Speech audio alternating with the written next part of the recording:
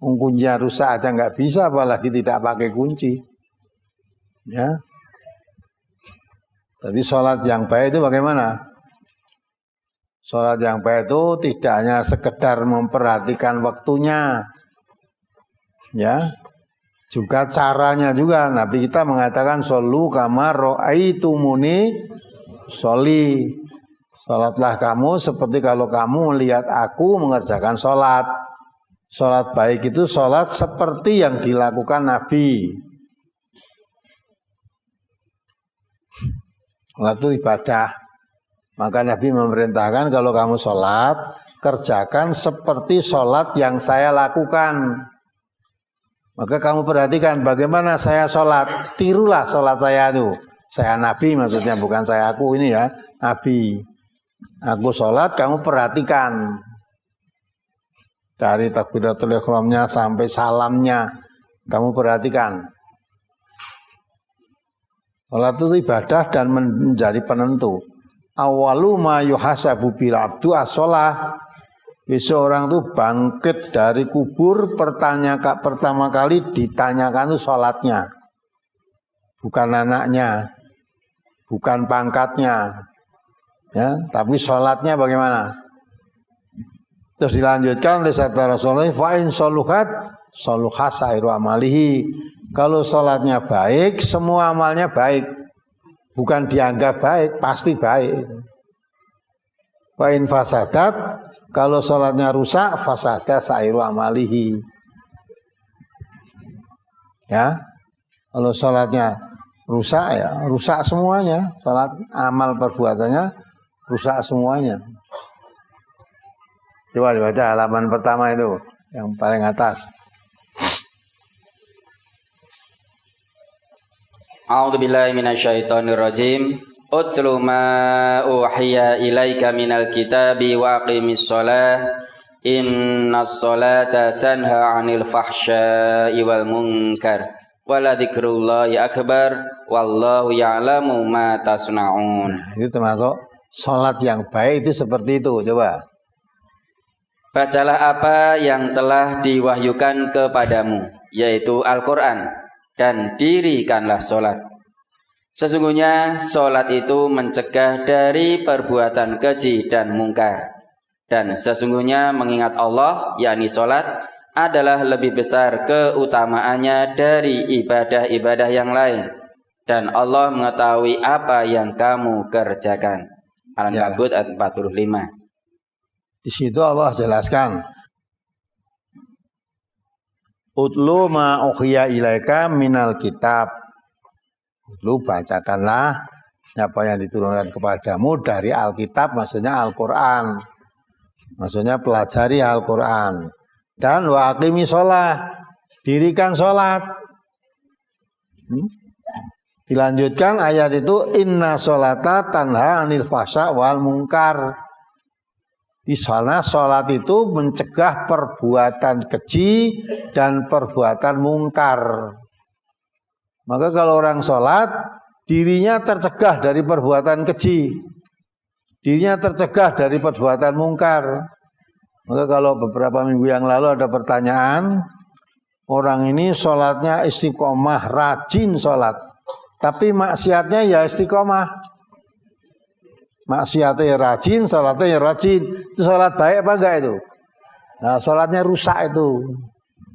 Kalau sholat rusak itu dia tidak mau berbuat keji, tidak mau berbuat mungkar. Ini suatu kemungkaran, hindari.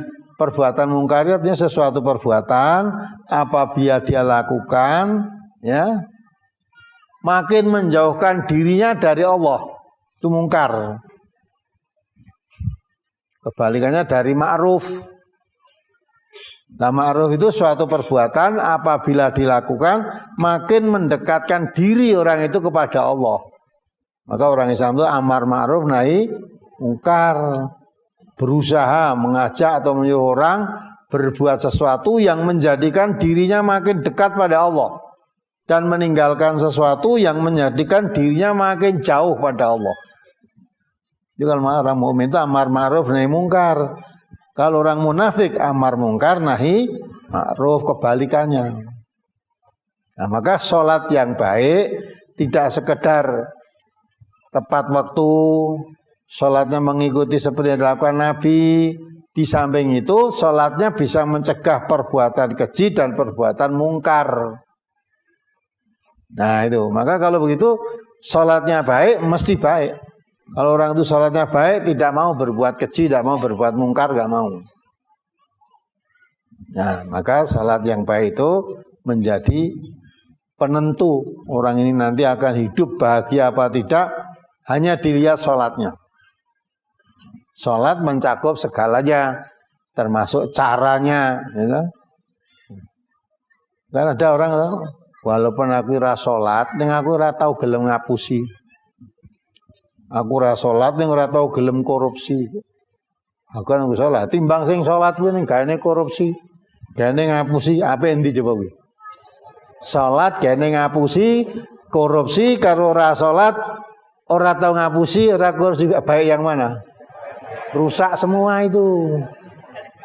Ya, walaupun kue apik karo wong, tidak pernah ngapusi manusia, ya, tidak mau, kemudian tidak pernah menipu manusia, tapi kamu menipu Allah. Tang sholat itu menipu Allah. Ya, karena ketika manusia mau lahir di dunia itu sudah berjanji, ketika itu kita semua ditanya oleh Allah, alastu birabbikum? Dan kamu mengakui bahwa aku Tuhanmu? Kita semua dulu menjawab apa? Qalu bala syahidna. Ya betul ya Allah, Engkau adalah Tuhanku. Ya. Dan kita memang diberi amanat. Kita lahirkan di dunia itu hanya untuk beribadah kepadanya. Nah, kalau tidak berarti menipu Allah. Nah, Allah aja ditipu, mana mungkin bisa jujur. Allah yang tidak bisa ditipu aja dia menipu, apalagi manusia yang mudah ditipu. Maka jangan percaya kalau ada orang tidak sholat, saya tidak pernah menipu, saya nggak pernah bohong, tidak mungkin. Justru kamu sebelum mengucapkan itu kamu sudah bohong pada Allah, kamu sudah menipu Allah. Allah yang tidak bisa ditipu, tidak bisa dibohongi aja kamu bohongi, kamu tipu, apalagi manusia. Nah, maka Nabi mengatakan itu tidak berlebih-lebihan. Betul, kalau sholatnya baik, semua amalnya baik, mesti masuk surga. Ibu sholat tok, sholatnya apa yang dibuka surga. Jadi orang poso, orang zakat bareng, nek sholatnya apa mesti poso, mesti zakat. Ya, mau sholatnya zakat itu kalau tidak dibayar zakatnya berarti dia berbuat mungkar. Kewajiban zakat kalau tidak bayar zakat mungkar berarti. Ya. Jadi sholat baik itu di samping memperhatikan waktu-waktu sholat, di samping memperhatikan cara pelaksanaan sholat, lebih dari itu memfungsikan sholat sebagaimana mestinya, sebagai benteng dari perbuatan fahsya dan mungkar. Itu ayat Quran tadi yang menjelaskan. Apalagi? Halaman 3 masuk ke halaman 4. An Abi Hurairah anna Rasulullah sallallahu alaihi wasallam kana yaqulu as-salawatul khamsu wal jumu'atu ilal jumu'ati wa ramadhanu ila ramadhana mukaffiratun ma bainahunna idza jatanabal kaba'ira. Rawahu Muslim. Dari Abu Hurairah bahwasanya Rasulullah sallallahu alaihi wasallam bersabda, salat 5 waktu dan salat Jumat hingga Jumat berikutnya dan Ramadan hingga Ramadan berikutnya sebagai penebus dosa-dosa yang terjadi antara waktu itu apabila ia menjauhi dosa-dosa besar. Hadis riwayat Muslim. Mohon diberi contoh yang termasuk dosa-dosa besar, Ustaz. Minal kabair.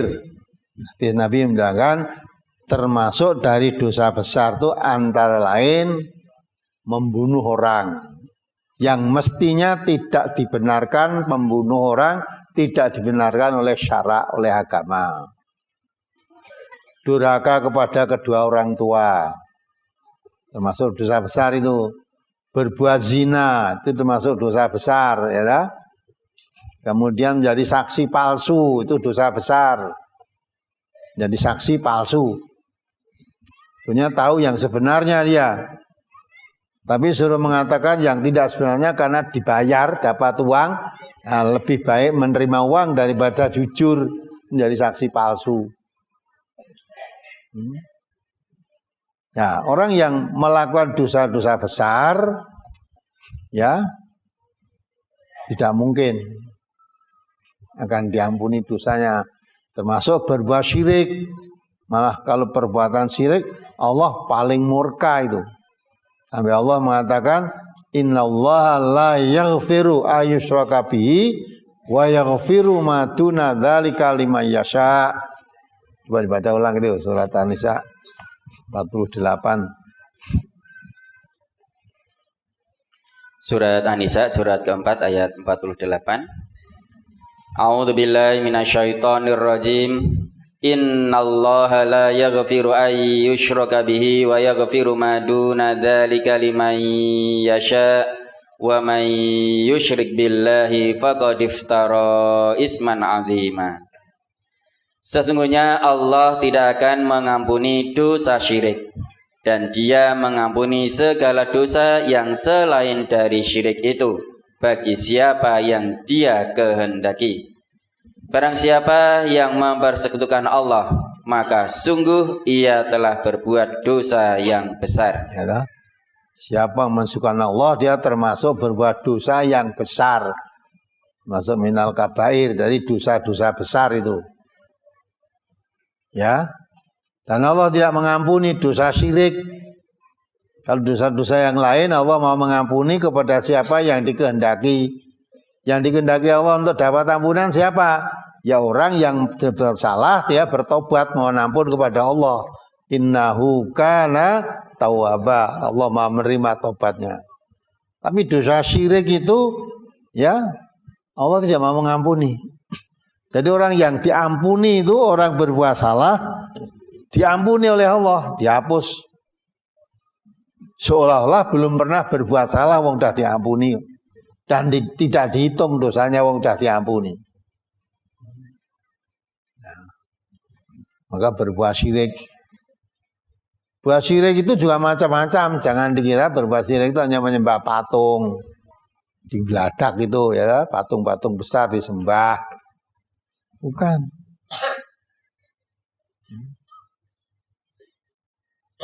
Termasuk orang menjadikan agama Allah yang satu dipecah belah menjadi beberapa golongan, masing-masing golongan merasa bangga dengan apa yang ada pada golongannya, itu termasuk perbuatan syirik.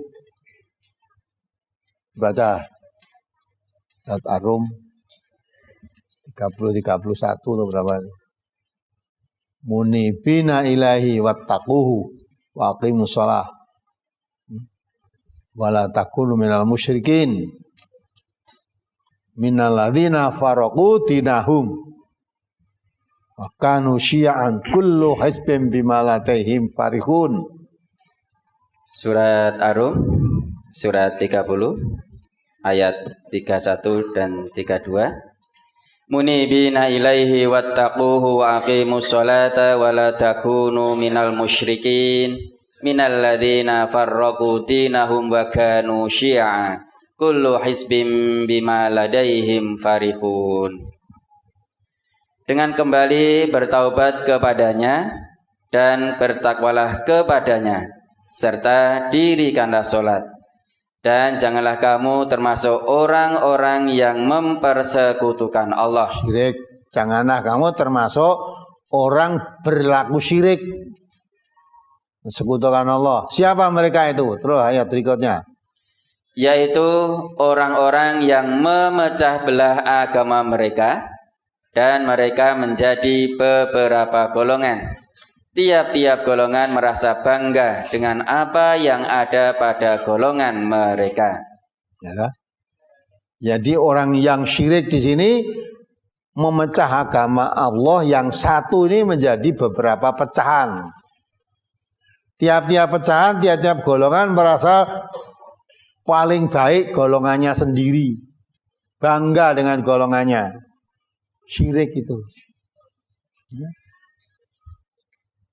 Tidak hanya sekedar syirik, tidak diakui sebagai umatnya Nabi. Nabi mengatakan laisa minna man ta'a ala asabiyah walaisa minna man qatala ala asabiyah walaisa minna man mata ala asabiyah. Tidak termasuk umatku siapa yang menyeru-nyeru manusia, memanggil, mendakwah untuk masuk golongannya, terlalu fanatisme pada golongannya. Tidak termasuk umatku orang yang berperang karena membela golongannya. Tidak termasuk umatku orang yang mati karena membela golongan. Maka jangan sampai umat Islam itu bergolong-golong merasa bangga dengan golongannya yang ada. Karena hakikatnya umat Islam itu di pada surat Al-Anbiya ayat 92-93. Ini yang berkata, berfirman ini semua Allah bukan saya. Nanti dibuka kembali di rumah diresapi.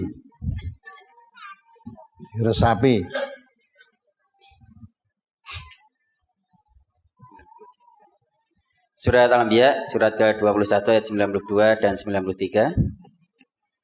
Inna hadhihi ummatukum ummatan wahidah wa ana rabbukum fa'budun. Wa taqatta'u amrahum bainahum kullun ilaina raji'un. Sesungguhnya agama tauhid ini adalah agama kamu semua, agama yang satu. Dan aku adalah Tuhanmu, maka sembahlah aku. Dan mereka telah memotong-motong urusan agama mereka di antara mereka. Kepada kamilah masing-masing golongan itu akan kembali. Jadi agama Islam itu agama yang satu. Agama yang satu. Maka tidak ada Islam A, Islam B, Islam C, dan sebagainya, dan sebagainya. Allah mengatakan inna dina indallahil Islam. Ojo ditambahin embel-embel apa-apa. Ya. Sesungguhnya agama di sisi Allah itu hanyalah Islam. Dah kowe golek hadis apa Quran sing nerangke agama Islam ning tambahane golek ana ora rene. Agama Islam ya Islam sudah titik. Kalau nanti ada Islam A, ada Islam B, Islam C, berarti agama Islam itu banyak. Pada Allah mengatakan wa inna hadhihi ummatukum ummatan wahidah. Agama Islam, agama tauhid, agama yang satu. Tapi di belakang pengikut-pengikut Rasul mengatakan bahwa dia sebagai pengikut Rasul, tapi dia memecah belah agama Islam itu satu jadi berbagai pecahan. Nabi mengatakan laisa minna. Kalau kamu memanggil-manggil orang masuk golongan, misalnya ada Islam MTA, itu syirik. Ada enggak Islam MTA? Ya, ada Islam MTA, nanti ada Islam apa lagi Islam. Lah sing bener ndi? Nek sing aku agama Islam MTA, sing paling bener ya Islam MTA kuwi. Kalau kamu mengatakan Islam MTA, saat itu kamu berbuat salah yang sebesar-besarnya. Syirik sudah. Terus satu ayat lagi surat Al-Mu'minun. Nanti dikaji ulang di rumah itu. 52 53. Surat Al-Mu'minun surat ke-23 ayat 52 dan 53. Wa inna hadhihi ummatukum ummatan wahidatan wa ana rabbukum fattaqun fataqatta'u amrahum bainahum zubura kullu hizbin bima ladaihim farihun. Sesungguhnya agama tauhid ini adalah agama kamu semua, agama yang satu, dan aku adalah Tuhanmu, maka bertakwalah kepadaku. Ya, jadi yang membuat agama ini Allah. Allah itu membuat agama Islam ini yang satu, tidak ada dua, tidak ada tiga. Aku adalah Tuhanmu. Kalau kamu mengaku umat Islam, bertakwalah kamu kepadaku. Terus Kemudian mereka, yakni pengikut-pengikut Rasul itu, menjadikan agama mereka terpecah belah menjadi beberapa pecahan. Tiap-tiap golongan merasa bangga dengan apa yang ada pada sisi mereka masing-masing. Itu masih mengaku pengikut Rasul. Padahal Rasul mengatakan, laisa minna, bukan pengikutku. Manta ila asobiatin. Orang yang memanggil-manggil ayat itu memanggil, mengajak orang masuk golongannya. Bukan masuk Islam, masuk golongannya. Ya masuk Islam tapi Islam A, Islam B masuk golongan. Terus kamu merasa bangga Islam yang paling baik itu Islam golonganku ini. Lah kalau Islam bergolong-golong boleh enggak orang Islam bergolong-golong? Boleh orang Islam bergolong-golong boleh. Tapi la yasor qaumu min qaumin asa ayyakunu khairam minhum. Jangan menghina satu golongan dengan golongan yang lain. Bisa jadi golongan yang dihina itu lebih baik daripada golongan yang menghina. Kamu Islam, golonganmu apa? Ya, misalnya golongan saya A, golongan B. Antara ini yang baik mana? Yang baik ya Islam itu. Kalau kita bicara Islam, yang paling baik Islam. Jangan Islam A, Islam B, Islam C. Enggak ada tuh. Islam A itu enggak ada. Adanya Islam titik. Lah kamu Islam, tapi jaketmu kok kaya ngono? Saya Islam, jaket beda jaket enggak apa-apa, tapi kamu Islam, saya Islam, al muslimu akhul muslim. Kamu dan saya itu saudara, mau beda jaketnya gitu loh. Berpartai-partai boleh enggak? Boleh. Jaketmu gambar Ka'bah. Nah, jaketmu gambar jagat. Lagi gambar sengenge Padang dhewe. Iya sengengene Padang. Jakate kejiret dadung. Ya toh? Ka'bah, gambar Ka'bah kiblate wong salat. Ning gambare kuwi mungan dudu Ka'bah kuwi. Nah, sekarang antara itu semua mana yang paling baik? Itu saudara kita semua, al-muslimu akhul muslim. Yang paling benar takwanya siapa? Allah tuzakku anfusakum huwa a'lamu bimanit taqo. Jangan merasa dirimu suci, benar sendiri, baik sendiri. Yang paling mengerti di antara kamu golongan berbeda-beda tadi, siapa yang bertakwa itu yang tahu siapa? Allah. Allah aja yang tahu. Jangan kamu merasa saya yang paling bertakwa. Nabi aja tidak mengerti kok siapa yang bertakwa kok. Nabi, utusan Allah yang memimpin umat manusia tidak mengerti siapa yang bertakwa yang sebenarnya itu. Kalau Nabi mengerti orang yang bertakwa, tidak kemasukan orang munafik yang namanya Abdullah bin Ubay bin Salul yang menyebarkan fitnah bahwa istrinya Nabi berbuat serong dengan sahabat Nabi namanya Sofwan. Abdullah bin Ubay bin Salul orang dekat dengan Nabi, padahal orang munafik gitu. Maka dibaca surat An-Najm ayat 32. Semua yang saya sampaikan itu Quran. Nek ora percaya bukaan dhewe nek Quranmu karo Quranku padha mestine padha. Surat An-Najm surat ke-53 ayat 32. Alladzina yajtanibuna kabairal ismi wal fawahisha illal lamama inna rabbaka wasi'ul maghfirah huwa a'lamu bikum id ansha'akum minal ardi wa id antum ajinnatun fi butuni ummahatikum fala tuzakku anfusakum wa a'lamu bimanittaqa, yaitu orang yang menjauhi dosa-dosa besar dan perbuatan keji yang selain dari kesalahan-kesalahan kecil. Sesungguhnya Tuhanmu Maha Luas ampunannya, dan Dia lebih mengetahui tentang keadaanmu ketika Dia menjadikan kamu dari tanah dan ketika kamu masih janin dalam perut ibumu. Ya, kita asalnya semua diciptakan dari tanah. itu disimpan dalam perut ibu, dijanin.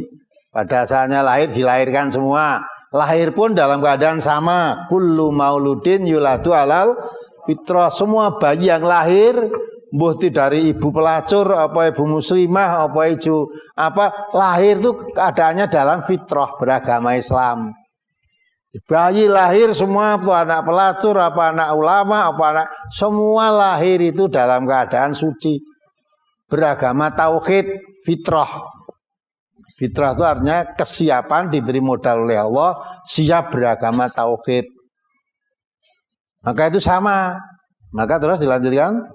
Maka janganlah kamu mengatakan dirimu suci. Dialah yang paling mengetahui tentang orang yang bertakwa. Nah, dia ini dia Allah maksudnya. Jangan merasa dirimu suci, yang paling benar sendiri, selain saya salah semua. Jangan, apalagi itu tadi sudah dimasukkan pecah mengaku pengikut Rasul, tapi memecah belah agama menjadi beberapa golongan. Saya masuk dalam golongan tertentu, merasa paling benar, paling baik golongan saya. Syirik itu. Syirik itu termasuk minal kabair, dosa yang besar, tidak diampuni oleh Allah. Naudzubillah. Ya. Jadi semua orang Islam itu sama. Jangan merasa dirimu paling baik sendiri. Hanya melihat beda pakaian. Beda kopiah, yang paling baik sing kopiah putih-putih kuwi ya. Nah, sing jenggote dawa, padahal jenggote dawa jare tambah goblok. Ada orang yang mengatakan begitu ya. Katanya saya tambah jenggote dawane, saya tambah gobloke, nutrisinya diserap ning nggon jenggot. Itu secara tidak langsung menghina Nabi. Nabi itu jenggotnya panjang, kalau wudu disisiri gitu loh. Disiri. Jadi Nabi itu goblok loh ngomongnya orang itu gitu. Orang itu siapa yang ngerti rong? Nah wis itu rata kandani. Nah wis ngerti kok gitu. Nah itu kebajutan ngomong kok seperti itu coba. Tidak ada hubungannya, pinter karo tidak ada hubungannya jenggot itu. Ya, itulah. Maka yang demikian ini jangan kamu mendewa-dewakan, memanggil-manggil orang masuk golonganmu, karena golonganmu seolah golongan yang paling benar. Malah ngajak-ajak orang, kalau tidak masuk golonganku berarti kamu ahli neraka. Kalau masuk golonganku ini calon masuk surga semua. Termasuk pertanyaan akad pagi dulu ada toh, kata yang ojo ngaji neng NTA. Nanti bakal digiring masuk neng neraka. Yang malah masuk surga itu golongannya wong Purwodadi kana lho jarene besok digiring neng swarga kabeh. Nah itu dia tidak sadar kan, tidak pernah ngaji. Tidak pernah ngaji. Sama musim mbok kowe wong Purwodadi, apa wong Solo, apa wong Jakarta kono, apa wong Cina, apa wong Arab, apa wong Jawa, Indonesia, semua orang muslim itu saudara. Al muslimu akhul muslim. La yadrimuhu, tidak boleh saling menzalimi. Wa la yahduluhu, tidak boleh saling membiarkan. Yang mestinya tahun ditolong kok dibiarkan. Maka sekarang MTA ngirim di Lombok sana bencana, ya, di sana dikunci bencana. Ya, sana kebanyakan orang muslim, tapi MTA tidak akan menolong orang muslim saja. Yang tertimpa musibah bencana kita berkewajiban. Wong ada anjing saja kehausan ditolong, diminumi. Ya, dikatakan oleh Rasulullah orang ini masuk surga karena memberi minum anjing yang kehausan. Maka ini orang keruntuhan, ya, bangunan-bangunan sampai tidak bisa bangun kita tolong. Di dalam agama ini apa sih? Oh bukan Islam, bentok rasa diangkat. Nah, bukan kata orang Islam begitu. Islam itu tanamkan rasa kasih sayang kepada siapapun. Pada binatang pun kita kasih sayang, apalagi manusia. Nah inilah, maka jangan mudah kita menjawab orang lain, padahal kita sendiri melakukan suatu perbuatan dosa besar yang tidak disadari.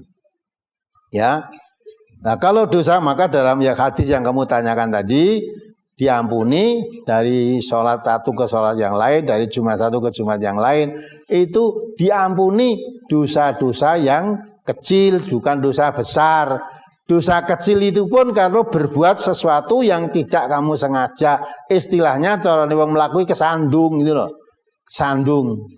Maka kesandungnya mesti kesandung kerikil loh, rene kesandung watu loh.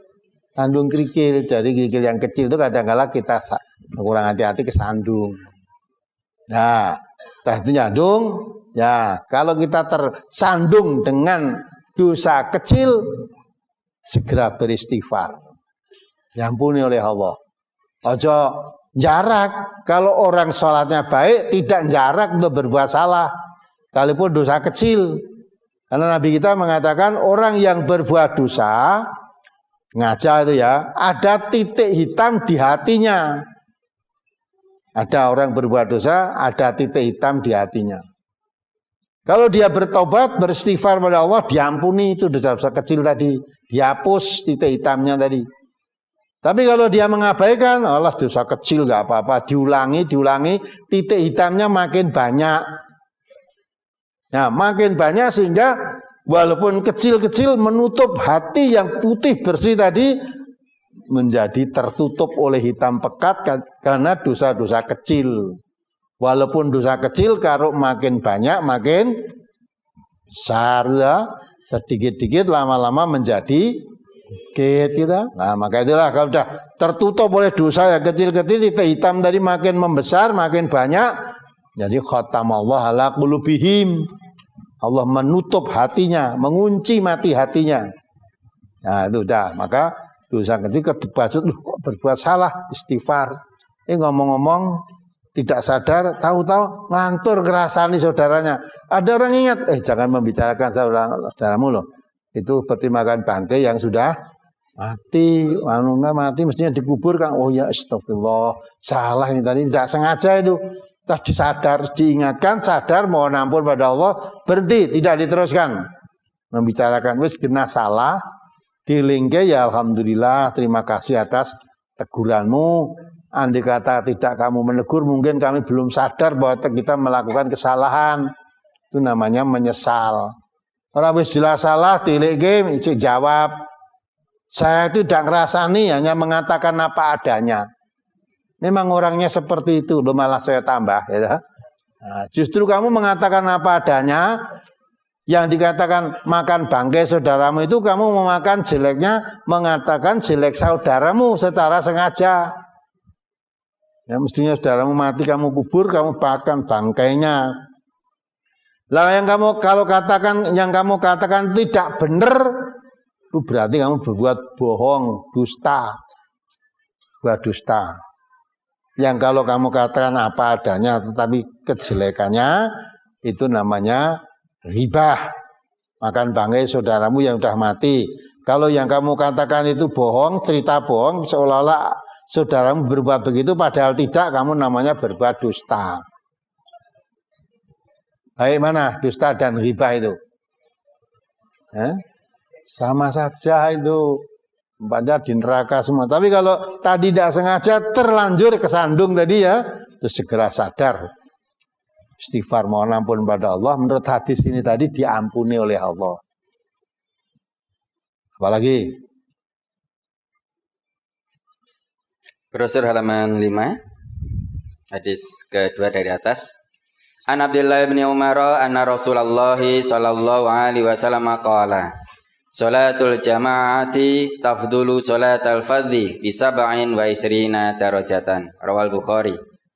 Dari Abdullah bin Umar bahwasanya Rasulullah sallallahu alaihi wasallam bersabda, salat berjamaah itu lebih utama daripada salat sendirian dengan 27 derajat. Hadis riwayat Bukhari. Pertanyaan, salat berjamaah lebih baik atau lebih utama daripada salat munfarid atau sendirian? Perbandingannya 27 derajat. Maksudnya 27 derajat itu, maksudnya apa 27 kali lebih baik atau hitungan itu menunjukkan sangat banyak Ustaz? Coba, kalau sholat sendirian pahalanya berapa tadi? 1 derajat. Kalau sholat jamaah 27 derajat. Banyak mana itu? Banyak mana? 27. Tapi kalau sholat milih yang 1 apa yang 27? 1. Ganjaran itu apa? Ya. Ya. Nah kalau orang mengerti, ini hadis ini menggembirakan daripada kamu sholat duhur misalnya asar rekaatnya sama. Ya. Kalau sendirian rekaatnya dengan sholat jamaah sama. Tapi kalau sholat sendirian pahalanya 1, yang jamaah 27. Sedangkan kita menginginkan fa'amma man saqulat mawazinuhu fahuwa fi 'ishatir radiyah. Siapa yang timbangan amal kebaikannya lebih berat, dia akan hidup di surga. Nah, kalau menginginkan timbangan amal baiknya lebih berat, ya tentu akan mengambil pahala-pahala yang lebih banyak daripada 1. Kan itu maksudnya. Derajat itu yang benar, apakah derajat Celsius atau Fahrenheit apa? Yang jelas di situ diterangkan nilainya lebih banyak jamaah daripada sendiri. Dah, cara gampangnya derajat apa rasa mbok pikir. Ya. Ya, jadi kalau kamu sholat sendirian, sholat duhur 4 rakaat. Nilainya 1 derajat. Kalau kamu jamaah 27 derajat. Mestinya pilih yang mana? Kalau kepingin timbangan amal baiknya lebih berat yang daripada yang jelek, tentu milih yang pahalanya yang banyak tadi. Tentang derajat itu 1 derajat itu seberapa? Itu rahasia Allah, itu gaib, tidak ada yang tahu secara pasti. Itu hanya menunjukkan bilangan 27 dengan 1 jelas banyak yang 27 gitu. Apalagi? Halaman 5 masuk ke halaman 6. An Abi Hurairah qala Rasulullah sallallahu alaihi wasallam man tatahhara fi baitihi thumma masya ila baitin min buyutillahi liyaqdiya faridatan min faraidillahi kanat khatwatahu ihdahuma tahuttu khati'atan wal ukhra tarfa'u darajatan. Rawahu Muslim. Dari Abu Hurairah ia berkata, Rasulullah sallallahu alaihi wasallam bersabda, barang siapa bersuci, yakni berwudu di rumahnya, kemudian ia berjalan ke suatu masjid di antara masjid-masjid Allah untuk melaksanakan kewajiban di antara kewajiban-kewajibannya kepada Allah, maka setiap 2 langkahnya adalah yang satu menghapus kesalahan dan yang lain mengangkat derajat. Hadis riwayat Muslim. Pertanyaan, apakah kalau kita berangkat ke masjid belum berwudu atau saat bepergian belum wudu, langkah kita menuju ke masjid bisa menghapus kesalahan dan mengangkat derajat? Dan bagaimana pula kalau kita berangkat ke masjid dengan mengendarai kendaraan, misalnya dengan roda 2, Ustaz? Nggak boleh. Yang masjid kudu mlaku. Ya. Lawang zaman saya teko. Ya, zaman Nabi ke masjid itu mesti jalan kaki langkah. Sepeda motor Nabi belum punya. Ya, belum punya.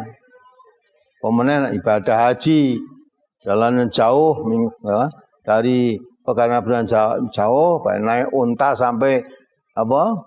Unta ya kurus karena berjalan jauh. Nah, sekarang kalau pada haji naik pesawat bid'ah gitu loh. Bid'ah apa enggak? Bid'ah, tapi bid'ah yang tidak dilarang. Karena masalah naik apa itu bukan urusan ibadah, itu urusan duniawi. Nah, kejaba nek kowe walaupun kamu naik pesawat terus naik kono ibadah hajine gawe tata cara sendiri. Maka waktu berada haji mesti diajari manasik hati, tata cara ibadah haji. Lakukan. Ora entuk teko-tekono langsung wukuf. Atau lempar jumroh dulu baru wukuf. Ya, baru wukuf tuh mulih tawaf ifadah. Ada urutannya. Ya kan? Wukuf ada waktunya nanti kapan? Kalau sudah masuk tanggal 9 Hijjah. Nah, baru kamu nanti wukuf di sana. Maka diatur aja nganggo karepe dhewe. Kalau ibadah haji nggawe cara dhewe enggak sah. Tidak hanya haji, sholat ya begitu. Sholat yang baik ora kok ya dimulai dari yang baik itu dimulai dari saat takbiratul ihram dari salam. Ora kok salam sih lagi takbiratul ihram. Enggak boleh. Nah, itulah jadi maksud di sini itu orang yang melaksanakan ibadah itu mengikuti apa yang dicontohkan oleh Rasulullah. Itu yang kamu tanyakan tadi apanya? Nah, itu pahalanya seberapa? Jadi orang berangkat maksudnya mau sholat jamaah di mana? Di masjid. Sampai Rasulullah mengatakan setiap langkah kakimu berangkat ke masjid itu dihitung. 2 langkah, yang 1 langkah ampunan dari Allah, yang 1 langkah hitung 1 derajat ya Allah. Jadi 1 langkah ya, dihitung 1 derajat ya. Dihapus semua kesalahannya. Ya, di samping diangkat derajatnya dihapus kesalahannya. Itu antara lain hikmah sholat jamaah. Belum lagi pahalanya dilipat gandakan, perjalanannya ke masjid itu tiap langkah ada nilainya. 1 nilai dihapus dosanya, 1 nilai diangkat derajatnya. Menaik sepeda motor orang melangkah. Sing ngitung angel minggu. Dan sing ngitung kowe angel. Bagi Allah enggak ada sesuatu yang sulit itu. Tekanannya di sini bukan langkah kakinya. Ini baru hitung itu langkah kaki melangkah. Lah nek numpak sepeda motor berapa putaran rodanya itu? Wis iso ngitung enggak? Nah, itu urusan Allah. Yang penting di sini tekanannya sholat jamaah itu lebih baik daripada sholat sendirian. Sholat di jamaah di masjid lebih baik daripada sholat di rumah. Sholat jamaah di rumah walaupun jamaah. Kalau ke masjid itu dihitung tiap langkahnya ada nilai kebaikannya. Ya. Jangan terus gue langkah lah, naik sepeda motor orang langkah. Ya. Jadi pertanyaanmu itu pertanyaan yang mengada-ada. Nek kabeh kudu melangkah kaya Nabi jalan kaki ora enek kemajuan. Maka Nabi memerintahkan masalah urusan dunia antum a'lamu bi amri dunyakum. Tentang urusan dunia berkendaraan itu apa kamu naik unta apa naik kebu apa naik apalah sepeda apa naik apa itu semuanya itu perjalanannya ke masjid itu yang dihitung oleh Allah. Walaupun kamu naik unta atau jalan kaki kalau tidak tujuannya ke masjid. Atau kamu membuat biar langkahnya aduh masjid di situ saya mau bengsik nih tar legi kono. Biar melangkahnya saya tuh gue jenenge keluyuran sih malah. Ada sholat jamaah kok malah keluyuran. Bareng tekan kono wis komat lagi teko malah telat ya. Nah. Jadi hitung itu bukan langkahnya, perjalananmu ke masjid itu. Artinya orang yang mau sholat jamaah di masjid, langkah kakinya saja dihitung 1 kebaikan. Ya, langkah kakinya dihitung 1 kebaikan. Maka kalau kamu melangkah kaki ke tempat lokalisasi, kebaikannya berapa? Karena masjid itu rumah Allah, Baitullah. Dianjurkan setiap orang muslim supaya ziarah ke rumah Allah itu setiap hari lah. Apalagi? Tadi berangkat ke masjid tapi belum berwudu, apakah setiap langkahnya juga dihitung kebaikan dan menghapus kesalahan, Ustaz? Dihitung, asal kamu ke masjid untuk sholat jamaah. Dan nanti sebelum sholat jamaah kamu wudu dulu gitu loh. Bab sholat tanpa wudu tidak sah. Tapi perjalananmu menuju ke masjid itu untuk jamaah. Kalaupun kamu wudu nek tujuannya ora sholat jamaah. Apalagi? Berkaitan dengan ke masjid, di kampung kami hanya ada 1 masjid. Di masjid tersebut sholat jamaahnya kalau subuh membaca kunut dan Al-Fatihah ditambahi Robbi firli wali walidaya amin.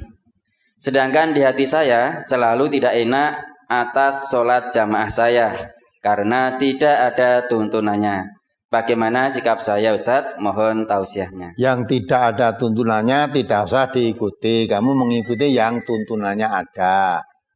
Misalnya imamnya waladhdallin, langsung kamu membaca amin. Udah itu baik toh.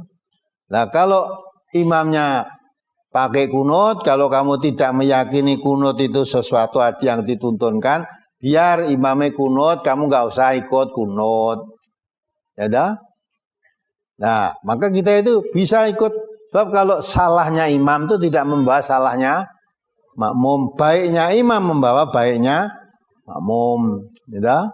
Nah, kalau imamnya melaksanakan kebaikan, sholatnya benar, makmumnya bawa baik. Kalau imamnya tidak benar, ditanggung sendiri. Tanggung sendiri. Imamnya salah, kewajibannya mengingatkan. Ya, salah gerakan itu loh. Gerakan sholat.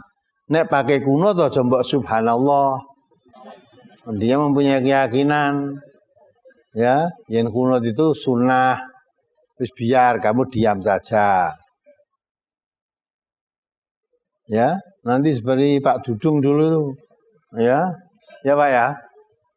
Jadi imam ditegur malah imamnya ngomong sok pinter gitu. Sok tahu gitu. Sok tahu. Lawang imam sholat ditegur iso jawab sok tahu. Batal kabeh kuwi ya ta. Batal imame. Lah sing cedhake ya ngono. Aku meneng wae. Batal juga itu. Nek meneng bae lah kok ndak ngomong ya. Ya sudah.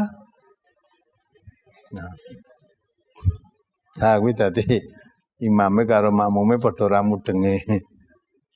Ya.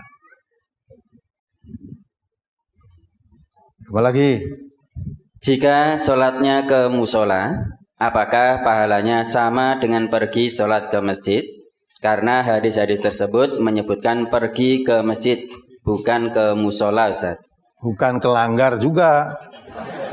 Bukan ke musola, bukan ke langgar, bukan ke surau kan itu kan. Nggak ada itu. Masjid itu artinya tempat untuk sholat, untuk sujud, maksud untuk sholat. Kalau itu langgar karo masjid bedanya apa toh? Langgari masjid cilik itu tak kalau gini. Oh jenenge akeh. Ada langgar, ada musola, ada surau, udah. Jadi sama, yang penting mau sholat berjamaah. Maka kalau kakean masjid malah bingung toh kamu.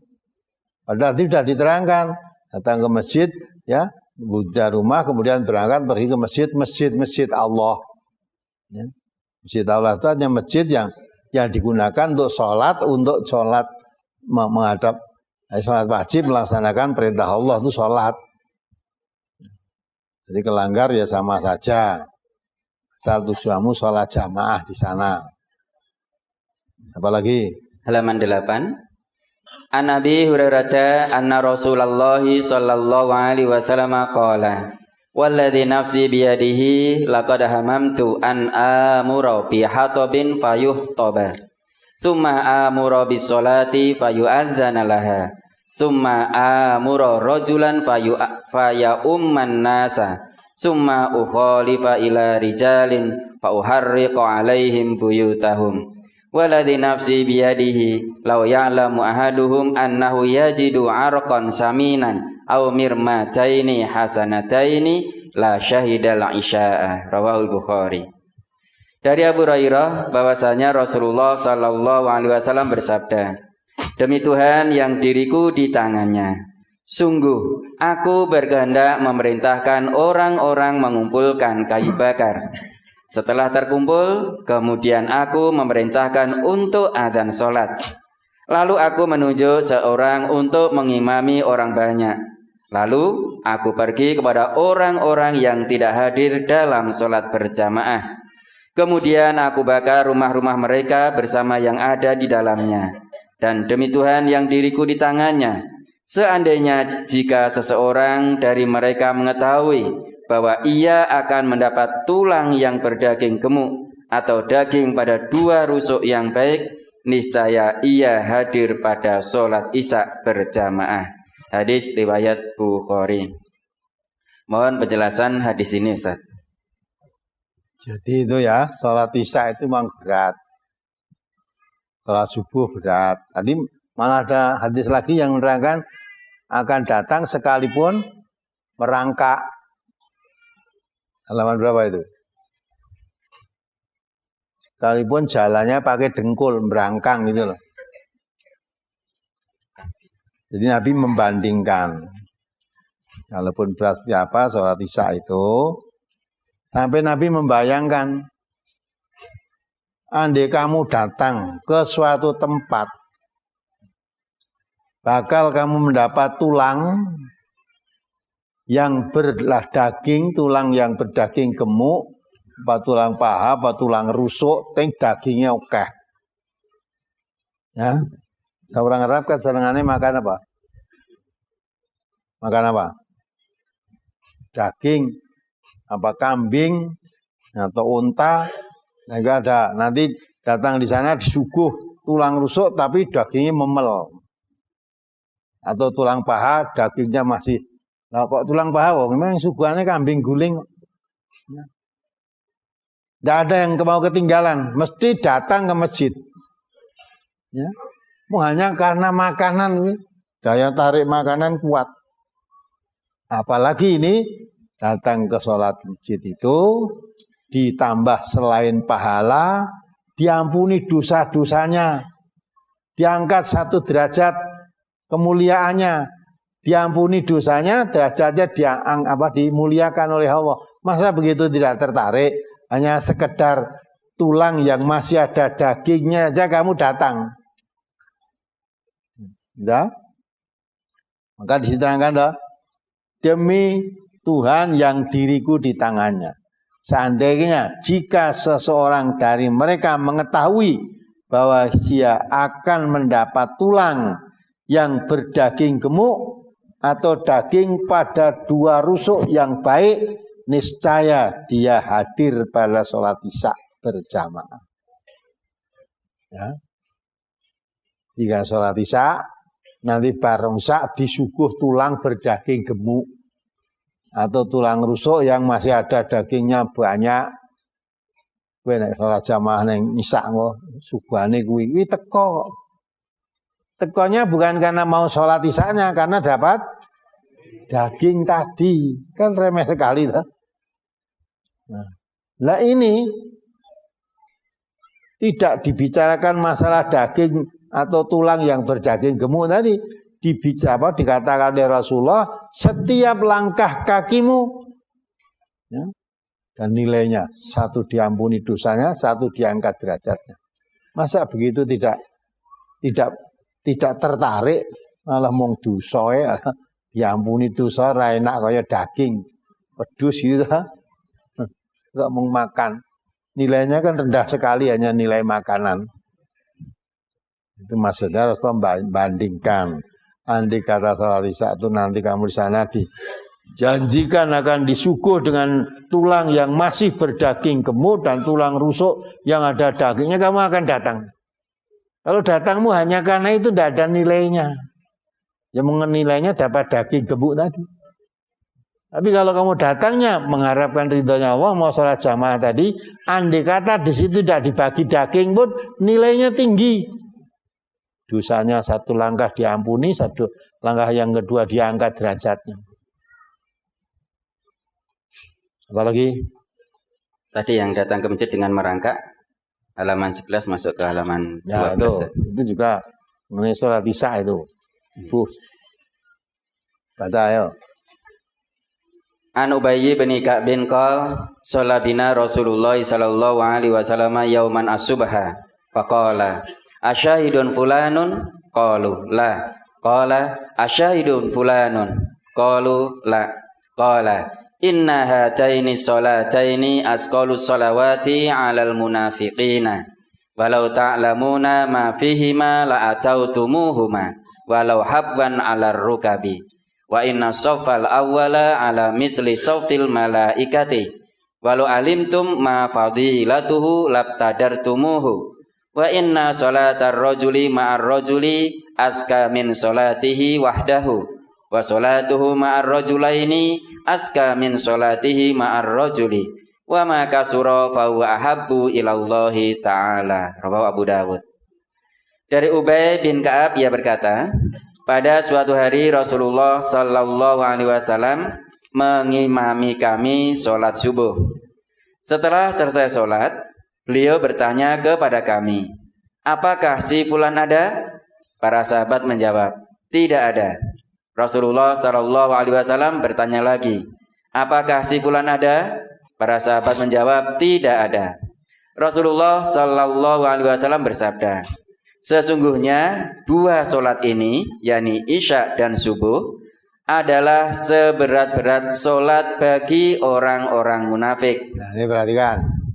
Orang munafik itu paling berat itu mengerjakan sholat Isya dan sholat subuh. Orang munafik. Terus? Dan seandainya kalian mengetahui kebaikan yang ada pada dua sholat ini, yakni Isya dan subuh, sungguh kalian akan mendatanginya walaupun merangkak dengan lutut. Ya, merangkak dengan lutut. Kalau berjalan kan berlamaan kaki. Ini jalan dengan lutut itu namanya merangkak, berangkang. Ya, arek melaku mungkin kakinya sakit, walaupun berangkang jalani. Kalau tahu kebaikannya sholat subuh dan sholat Isya tadi, tidak mau ketinggalan. Walaupun nggak bisa jalan, bisanya berangkang akan berangkat untuk mendatangi sholat itu. Terus? Dan sesungguhnya shaf yang pertama adalah seperti shafnya malaikat. Dan seandainya kalian mengetahui kelebihannya, sungguh kalian akan saling memperebutkannya.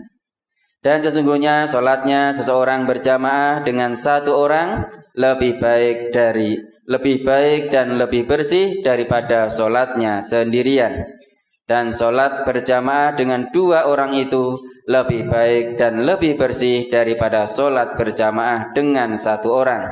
Dan setiap yang lebih banyak pesertanya, maka itu lebih dicintai oleh Allah Ta'ala. Hadis riwayat Abu Dawud. Ya, jadi sholat jamaah itu kalau makmumnya satu, imamnya satu, makmumnya satu, jamaah apa enggak itu? Jamaah. Itu lebih baik kalau makmumnya dua daripada satu. Ya, lebih baik lagi kalau makmumnya banyak daripada satu. Maka jamaah yang paling baik itu yang jamaah makmumnya banyak. Maka supaya makmumnya banyak, salatlah kamu masuk di masjid. Kalau orang Islam dipanggil ke masjid, datang ke masjid semua untuk sholat jamaah. Nah di itu sholat jamaah, makmumnya tidak hanya satu, mesti lebih dari satu. Itu dianjurkan oleh Rasulullah. Nah, adapun yang sholat jamaah, sekalipun jamaah ya, di rumah makmum dengan jamaah dengan anak dan istri tok, lebih baik kamu di masjid, lebih dicintai oleh Allah. Ya, dicintai karena makmumnya banyak. Nah, untuk sholat subuh dan sholat Isya itu bagi orang munafik sangat berat. Wis krungu sholatu khairum minan naum. Ya. Wis melek urung tangi. Kuben komacik wae karena rumahnya dekat dengan masjid. Ya, tadi cek tutup kene sholatu khairum minan naum. Ya, wes barampung adzan ya randang cepet. Bangun wudu enggak ngenteni ben komacik nek komat melayu cedak. Nah, jadi walaupun akhirnya berangkat ning merasanya males saras-sarasen. Kalau orang yang bukan orang munafik dipanggil Allah Akbar dengan sholat langsung bangun, ya bangun. Ya nanti kalau saya nunggu di masjid lama, imamnya teko-teko, Kamu nunggu di masjid itu sudah dihitung waktu itu, sekalipun kamu belum sholat, sudah dihitung seperti pahalanya orang sholat. Jadi nunggu jamaah sholat itu sudah mendapat nilai seperti orang sholat. Maka datang awal nilainya lebih baik daripada datang akhir. Ya, apalagi? Masih dari hadis halaman 8 tadi, Ustaz. Ya. Yang tidak hadir sholat berjamaah akan dibakar rumahnya beserta apa yang ada di dalamnya.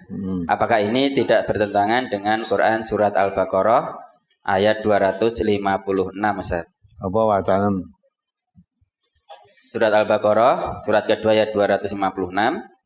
La ikraha fid-din qad tabayyana ar-rusydu minal ghayy. Faman yakfur bit-taghuti wa yu'min billahi faqad istamsaka bil 'urwatil wusqa lan fisama laha wallahu sami'un alim. Tidak ada paksaan untuk memasuki agama Islam. Sesungguhnya telah jelas jalan yang benar daripada jalan yang sesat. Karena itu, barang siapa yang ingkar kepada taghut dan beriman kepada Allah, maka sesungguhnya ia telah berpegang kepada buhul tali yang amat kuat yang tidak akan putus, dan Allah Maha mendengar lagi Maha mengetahui. Kamu kok bisa mengatakan bertentangan itu? Bertentangannya di mana? Bertentangannya di mana? Karena ini seakan-akan hadis ini memaksa orang untuk berangkat ke masjid, Ustaz. Kira-kira yang paling paham itu Quran itu Nabi apa kamu? Ya? Masa ayatnya bunyi begitu kok kamu maksa ke masjid? Padahal ayat itu tidak ada hubungannya. Zaman Khalifah Abu Bakar apalagi orang tidak mau membayar zakat, perangi. Berarti dipaksa harus bayar zakat. Kamu tidak bayar zakat, perangi, halal darahnya. Itu zaman Khalifah Abu Bakar.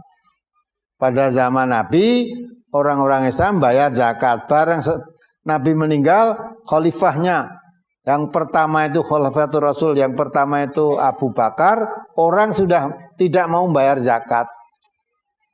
Akhirnya Abu Bakar menyatakan, perangi orang ini.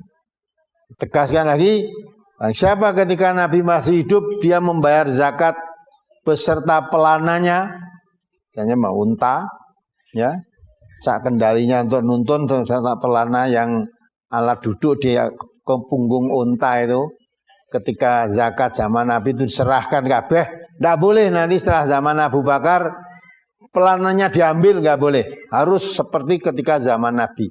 Maksudnya hukum Islam itu ketika Nabi masih hidup dan Nabi sudah wafat, tidak ada perubahan apa-apa. Ya. Jadi tidak bayar zakat diperangi kok. Apa tidak memaksa itu? Memang tidak ada hubungannya dengan ayat itu. Ayat itu menerangkan la ikraha fiddin. Tidak ada paksaan untuk masuk agama Islam. Jadi kita dijadikan oleh Allah itu, Nabi diutus oleh Allah bukan memaksa orang masuk Islam, tetapi menyebarkan Islam. Islam itu seperti ini, Islam itu seperti ini. Ya, tak? Kalau kamu sudah menyatakan diri sebagai orang yang beriman, Allah perintahkan ya ayyuhalladzina amanu udkhulu fis-silmi kafah. Kalau kamu menyatakan saya beriman, masuk Islam secara keseluruhan. Nah, kalau kamu tidak mau masuk Islam, tidak apa-apa. Maka dalam Al-Quran diterangkan al-haqqu mir rabbikum wa man sya'afal yu'min wa man sya'afal yakfur. Al-Quran, kebenaran itu dari Allah. Siapa mau beriman kepada Al-Quran, silahkan beriman. Jadi orang Islam. Siapa mau kafir, silahkan kafir. Kalau dia memilih menjadi orang Islam, wajib. Dipaksa oleh Islam itu.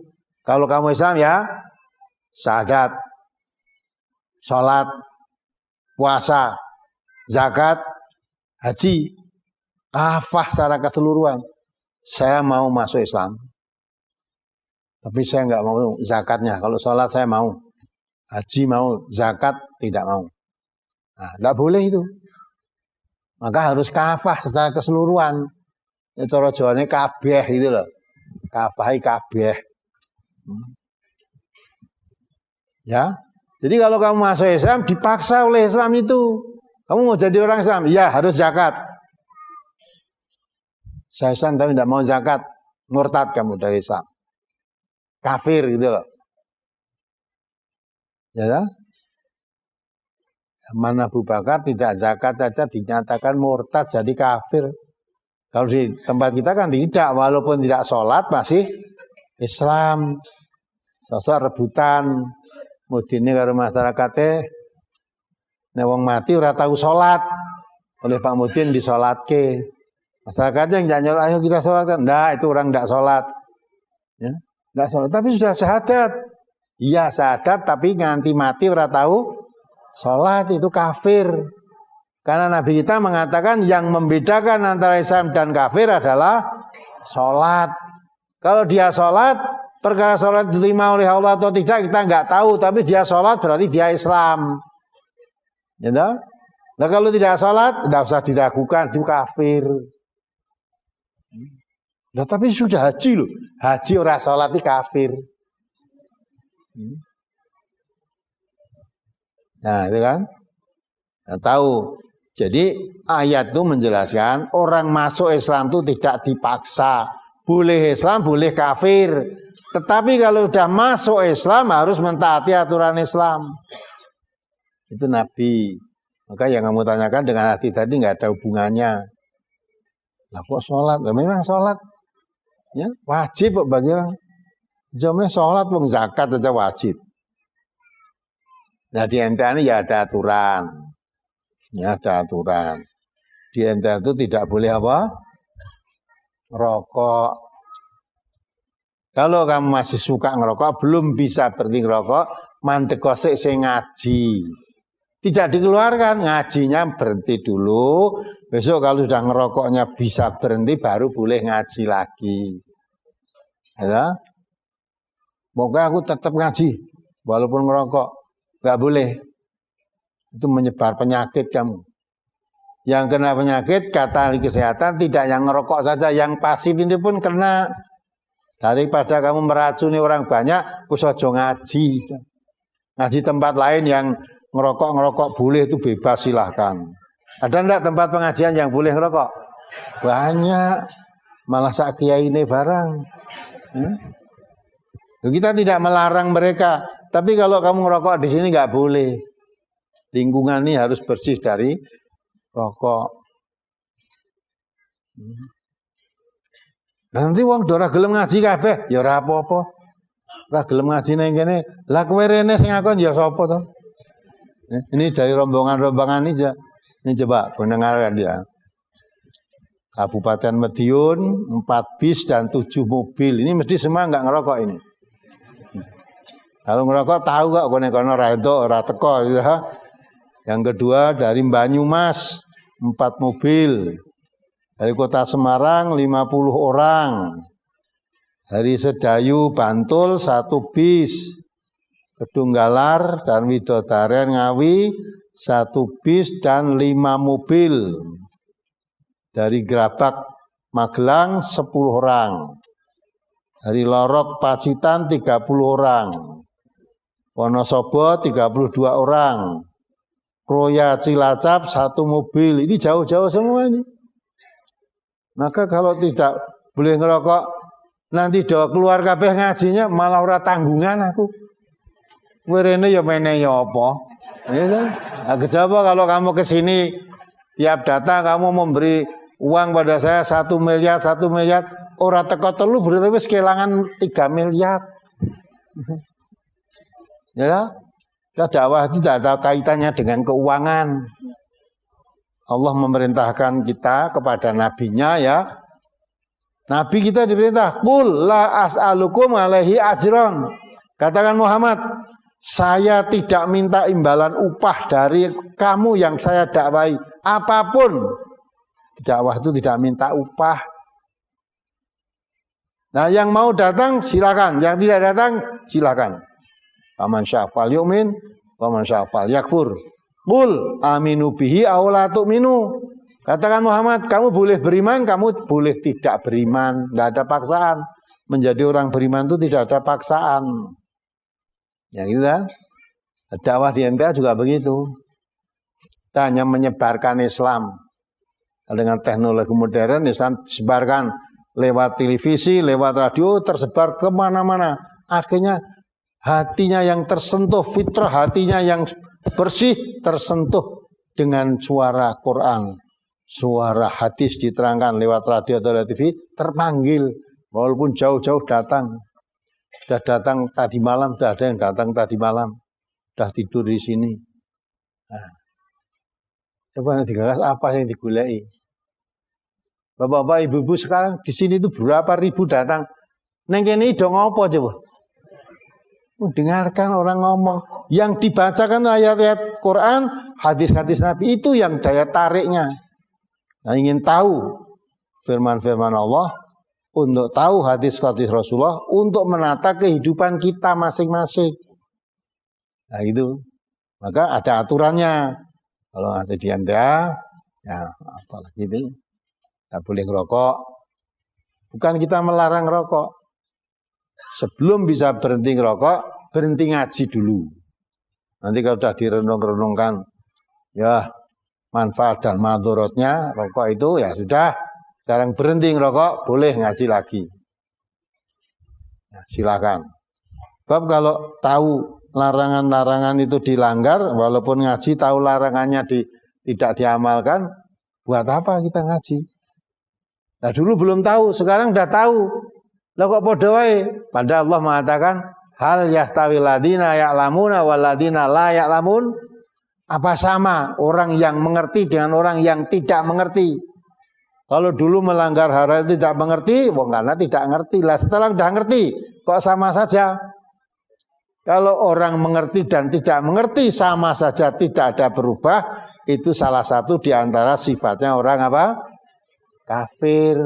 Orang kafir itu sawaun alaihim andar tahum an lam tundirhum la yu'minun. Orang kafir itu diberitahu atau tidak diberitahu sama saja. Sama saja bagaimana? La yu'minun. Walaupun tahu tapi tidak beriman. Maka tahu dan tidak sama saja waktu tidak mengimani apa yang diketahui itu. Nah, maka ngaji di MTA itu harus mengamalkan hasil kajinya. Kalau mengamalkan harus yakin apa yang dikaji itu. Kalau tidak yakin bagaimana mau mengamalkannya. Maka pertanyaanmu itu tidak ada hubungannya. Tidak, larangan itu kalau sholat itu perintah Nabi untuk mendapatkan kebaikan. Ya. Tapi kalau Islam tadi itu pun juga tidak bertentangan dengan hadis Nabi tadi. Ya, yang dilarang memaksa itu orang masuk Islam atau menjadi orang yang beriman.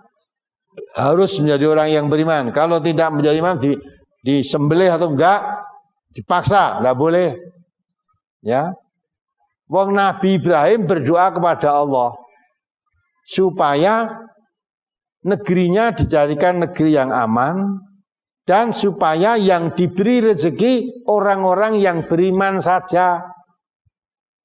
Maksudnya orang kafir jangan diberi rezeki. Tolak oleh Allah.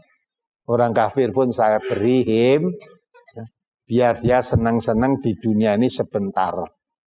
Setelah itu nanti dipaksa masuk neraka. Dan kalau semua orang yang tidak beriman tidak diberi rezeki, sama dengan kan dipaksa untuk mendapat rezeki, dipaksa harus beriman. Enggak. Coba dibaca itu. Al-Baqarah 126 itu berapa itu?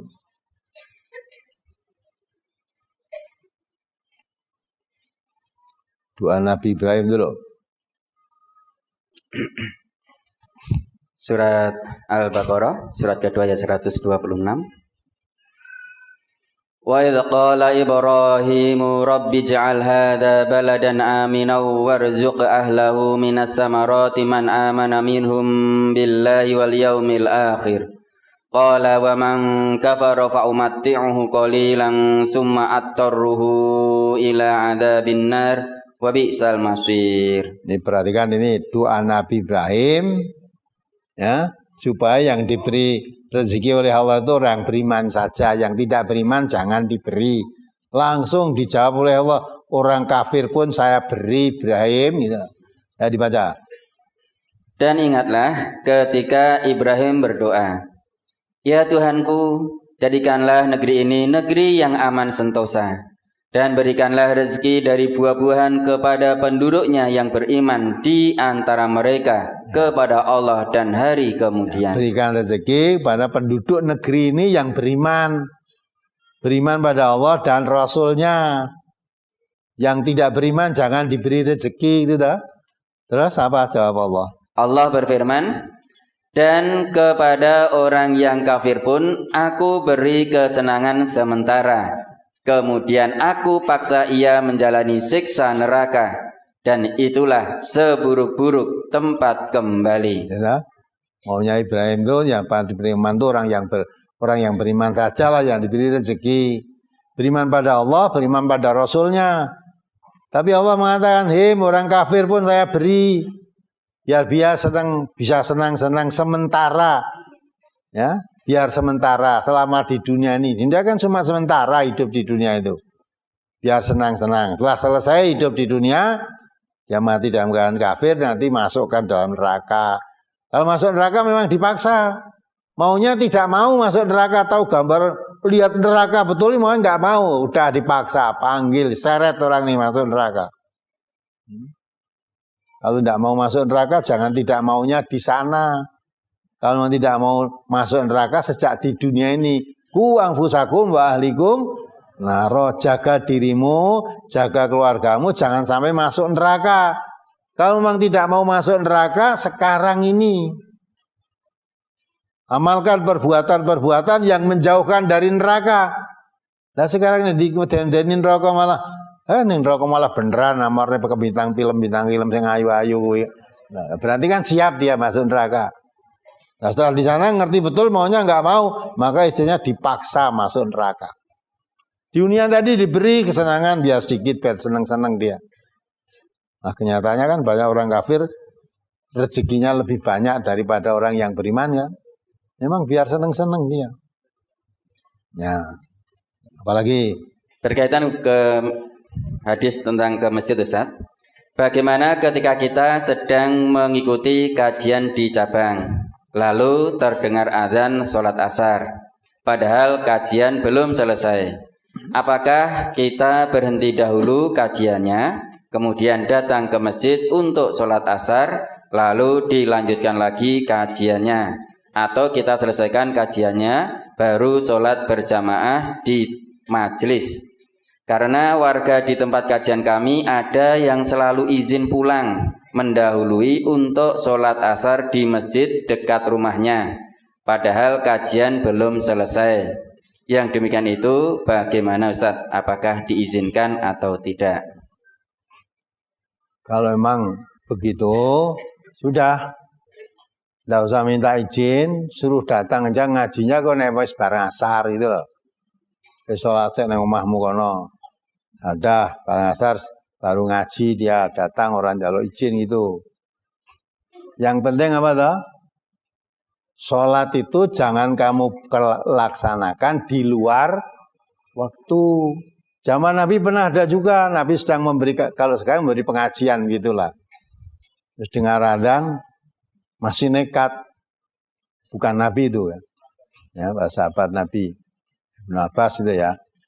Tuh ada orang yang ngomong sholat, orang wani usul itu enggak, langsung nyetok ngomong sholat. Tapi Ibnu Abbas terus memberikan ceramahnya. Dia ngomong saya banter sholat. Langsung beliau mengatakan, wallahi, apakah kamu merasa lebih tahu sunnah daripada aku? Wallahi Nabi melakukan seperti yang kita lakukan. Ya, artinya kalau sedang kajian, sedang Nabi memberikan fatwanya, dengarkan. Coba sholat. Dan berarti kita terus mengabaikan sholat? Tidak. Memang sholat yang paling afdal itu di awal waktu. Tapi sholat di tengah waktu boleh nggak? Di akhir waktu? Apalagi sedang ada keperluan. Kemudian sholat akhir waktu karena tidak ada masalah ditunda-tunda lah, itu sholatnya orang munafik. Tandanya orang munafik itu idza qamu ila sholati qamu kusala. Kalau udah ajak berdiri untuk sholat itu malas beri sholat. Ya, malas. Yura'unan nas wala yadhkurunallah illa qalila. Kadang-kala sholatnya sregep kalau dipamerkan dengan manusia, ben diarani iki sholatnya disiplin baik. Biasanya ora tahu sholat, nanti kalau ada temannya yang dulu teman sekolah sholat dan sebagainya, datang itu begitu adzan Allahu Akbar, mari kita ke masjid dulu, mulai sajadah bareng. Nah, ada kesan seolah-olah ini teman saya rajin sholat. Padahal biasanya wis komat barang orang ndang mangkat, malah mapan turu. Nah, itu orang munafik. Sholatnya sregep kalau dipamerkan pada orang. Maka sholat itu Allah katakan inna sholata kanat alal mu'minina kitaban mauquta. Sholat itu sudah ditetapkan oleh Allah, diwajibkan oleh Allah pada waktu yang telah ditetapkan. Waktu-waktu yang telah ditetapkan. Contohnya sholat duhur itu bisa matahari mulai tergelincir sampai bayang-bayang suatu benda sama panjangnya. Habis waktu kalau sudah sama. Ya. Jadi misalnya sekarang kalau dihitung jam, sholat duhur itu awal waktu jam 12 kurang seperempat. Sholat jam 1 itu masih dalam waktunya. Sholat jam 2 itu masih dalam waktunya. Ya, jam 2 itu masih dalam waktunya. Tidak dosa. Kalau dia ada urusan-urusan yang penting, tidak dosa. Kalau memang tidak ada urusan, ya begitu panggil sholat.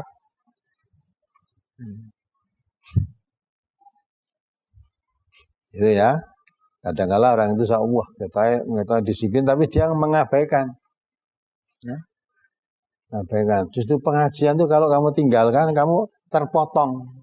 Keterangan berikutnya apa kamu tidak tahu. Padahal pas kamu sholat tadi, misalnya saya sedang menerangkan fawailul lil musholin. Celaka orang yang sholat. Terus gue lungo. Lungo, sholat dulu. Keterangannya lagi fawailul lil musholin. Celaka orang yang sholat. Bacutane wis ora ngerti kowe. Akhirnya malah bar ke masjid. Wah, baik sholat iki cilaka, wis rasa sholat weh. Atau di MTA itu malah menjelaskan katanya orang sholat itu celaka. Yang jelaskan siapa? Ustadznya. Ustadznya itu menerangkan orang yang sholat itu celaka. Ayatnya loh bunyinya fawailul lil musholin. Terpotong nggak ngerti sambungannya. Padahal tadi belum selesai. Ayat itu masih ada kelanjutannya alladzina hum an sholatihim sahun. Termasuk itu orang yang sholatnya sregep, maksiatnya sregep, itu lalai kan sholatnya, mengabaikan sholat. Wong sholat maksiat itu gimana? Ya maksiat itu termasuk kemungkaran. Mestinya dicegah lah kok malah sregep. Ya, ayo sholatnya mainnya ya sregep. Malah nek arep main sholatnya tambah dowo. Dungane ben minta pada Allah, ya Allah hari ini saya akan main, tolong ya Allah berikan kemenangan untuk menebus kekalahan saya kemarin. Ini sholat, tidak sah sholatmu. Dicampur sholat itu karena Allah, main itu perbuatan setan. Masa Allah kamu gatokan setan.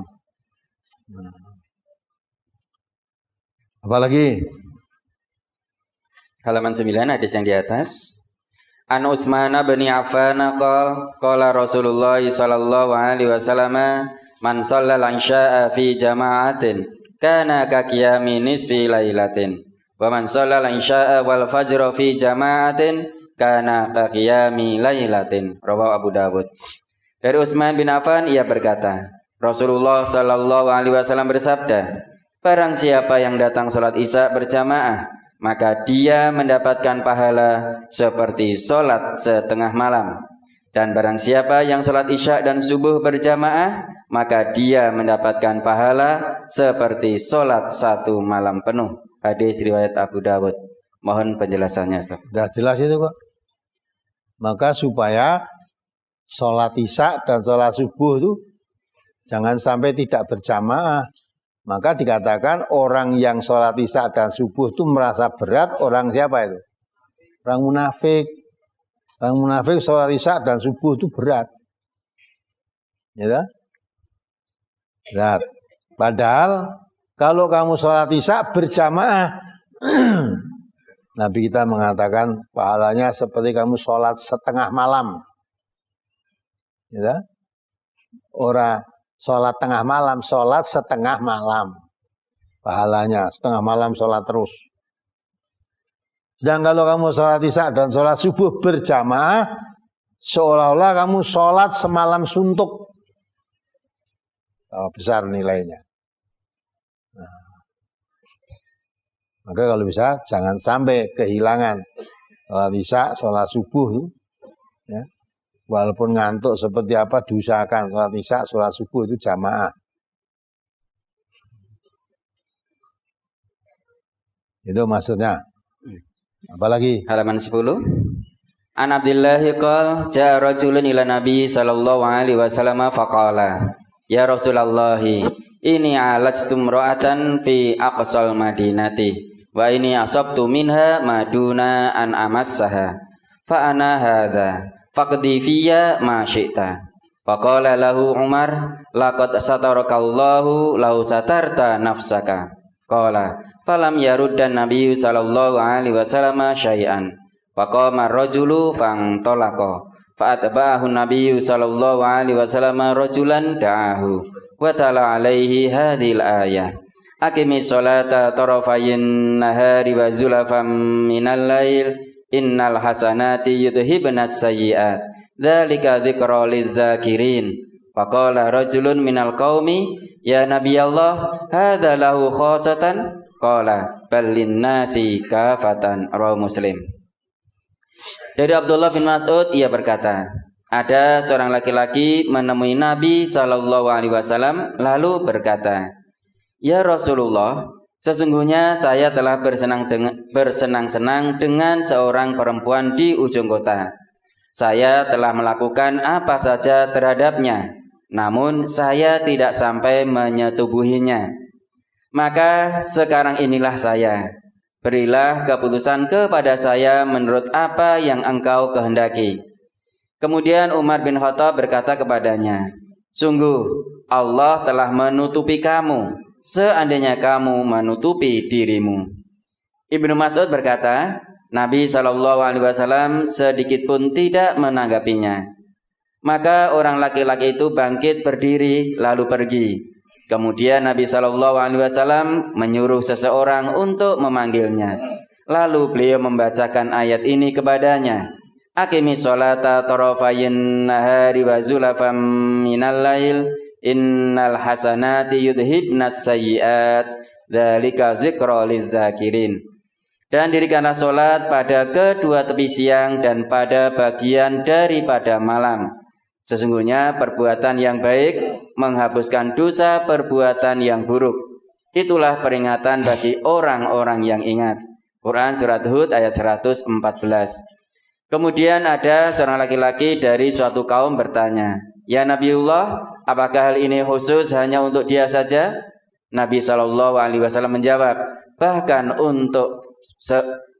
untuk manusia seluruhnya. Hadis riwayat Muslim.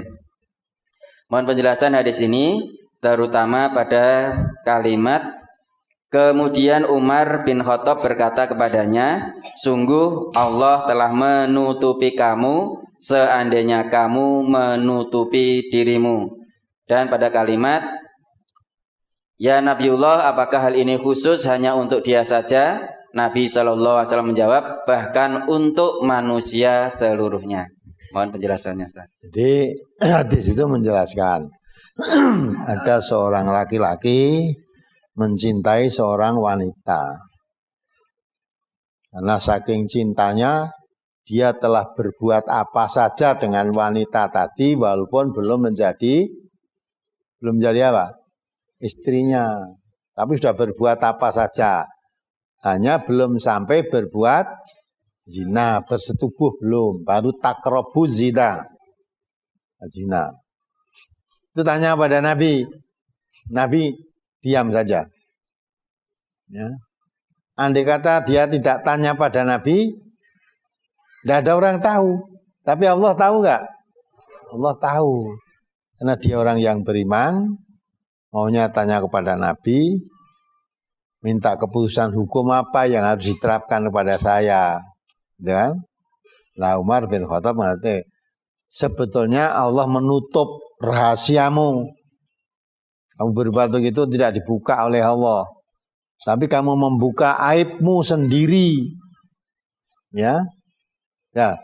Andai kata tidak dibuka, orang lain tidak tahu. Tapi orang yang beriman, walaupun orang lain tidak tahu, tapi Allah tahu, itu yakin dia.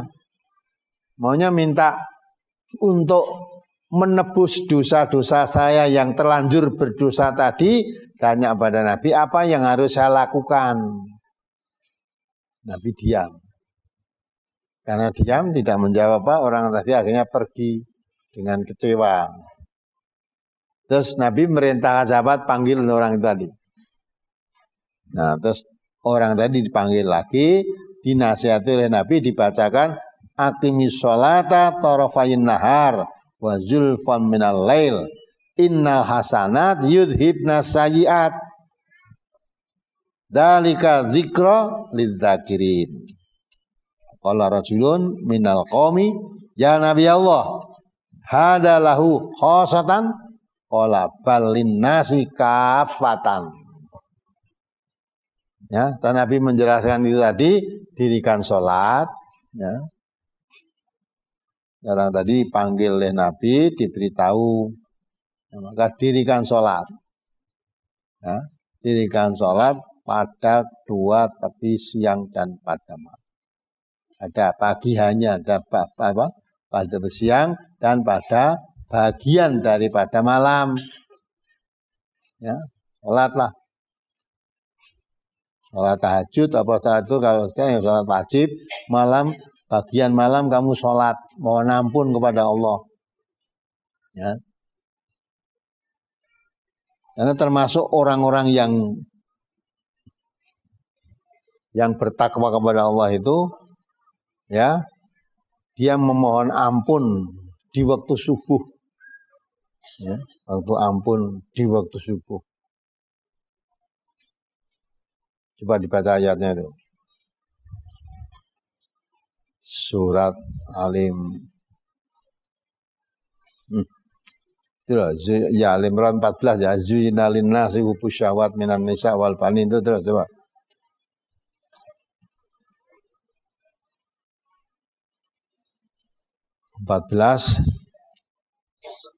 Surat Al-Baqarah itu. Surat Al-Imran, surat ketiga ayat 14 ya, Al-Imran sampai nanti 17 misalnya. Ya. Zuyyina lin-nasi hubbus syahawati minan nisa'i wal banina wal qanatiril muqantarati minadz-dzahabi wal fiddati wal khailil musawwamati wal an'ami wal hars dzalika mata'ul hayatid dunya wallahu 'indahu husnul ma'ab. Qul a'unabbi'ukum bi khairim min dzalikum lilladzina taqaw inda rabbihim jannatun tajri min tahtihal anhar khalidina fiha wa azwajum mutahharatu wa ridwanum minallah wallahu basirum bil ibad. Terus alladzina yaquluna rabbana innana amanna faghfir lana dzunubana wa qina adzabannar as-sabirina was-sadiqina wal qanitina wal munfikina wal mustaghfirina bil ashar. Nah, itu dibaca ya. Dijadikan indah pada pandangan manusia kecintaan kepada apa-apa yang diingini, yaitu wanita-wanita, anak-anak, harta yang banyak dari jenis emas, perak, kuda pilihan, binatang-binatang ternak, dan sawah ladang. Itulah kesenangan hidup di dunia, dan di sisi Allah lah tempat kembali yang baik, yakni surga. Ya, tidak. Orang mencintai wanita, mencintai anak, mempunyai harta yang banyak dari jenis emas dan perak, mencintai kendaraan yang baik, mencintai sawah ladang, itu boleh.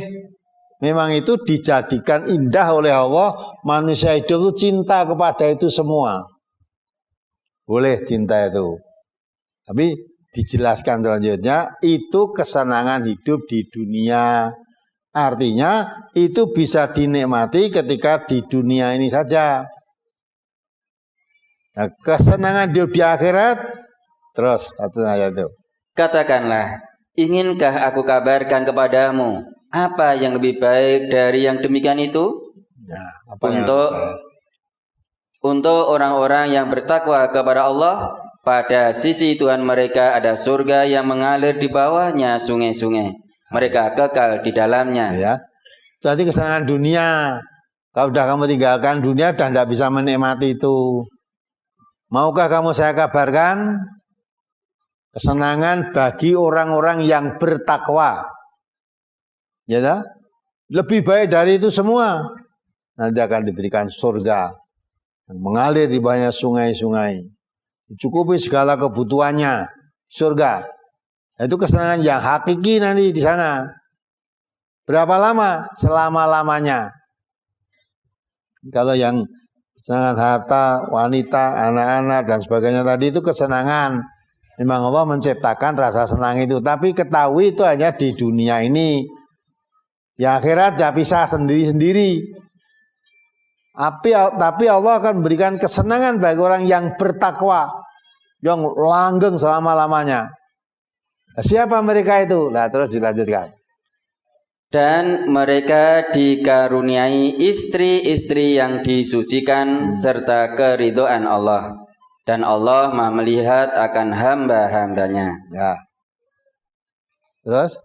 Yaitu orang-orang yang berdoa, ya Tuhan kami, sesungguhnya kami telah beriman, maka ampunilah segala dosa kami, dan peliharalah kami dari siksa neraka.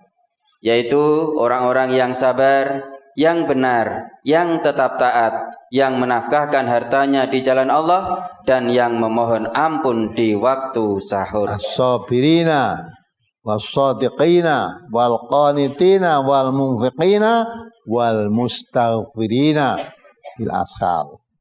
Orang yang bertakwa.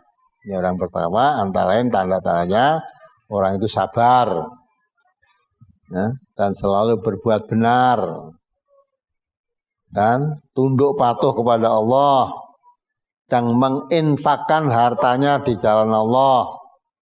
Wal mustaghfirina bil ashar, dan mohon ampun kepada Allah di waktu sahur.